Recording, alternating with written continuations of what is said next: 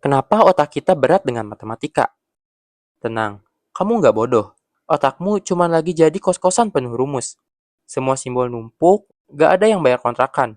Akhirnya kamu stres sendiri. Padahal, siapa sangka, otakmu memang tidak didesain untuk langsung paham abstraksi. Ia butuh proses. Kamu yang sedang bengong di depan soal. Kamu yang hafal rumus, tapi blank pas ulangan. Kamu yang sering merasa, kok kayaknya cuma aku yang nggak ngerti. Tenang, kamu bukan sendirian. Di kelas, guru menulis simbol. Di luar kelas, teman-teman tampak cepat menangkap. Lalu kamu merasa ada yang salah denganmu. Padahal kenyataannya sederhana. Otakmu hanya sedang bekerja keras melewati jembatan dari konkret ke abstrak. Dan jembatan itu memang licin, terjal, penuh jebakan. Secara psikologi, belajar matematika menuntut memori kerja yang besar. Kita harus menahan angka, simbol, langkah-langkah prosedur, semuanya sekaligus. Wajar kalau otak terasa overload. Belum lagi math anxiety. Ketika cemas, bagian otak untuk logika teredam. Lalu kita makin buntu. Biasa bilang, anak harus melewati tahap konkret sebelum bisa abstrak.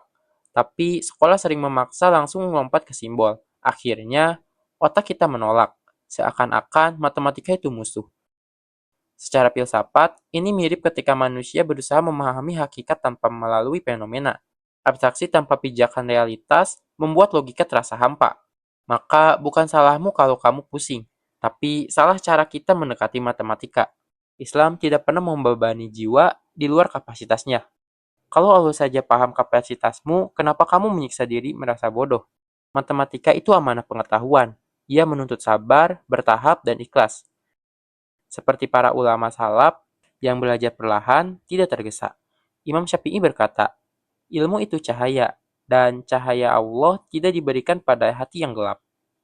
Jadi, matematika bukan untuk menghinamu, tapi untuk melatih hatimu bersabar, berproses, dan percaya. Setiap simbol ada waktunya jadi terang. Bukan kamu yang bodoh, hanya otakmu sedang belajar menali dengan simbol. Jangan buru-buru menyerah, karena bahkan pemahaman kecil adalah cahaya besar di sisi Allah.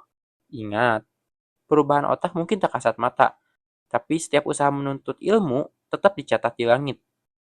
Pernah gak kamu merasa blank pas ujian? Padahal udah belajar mati-matian.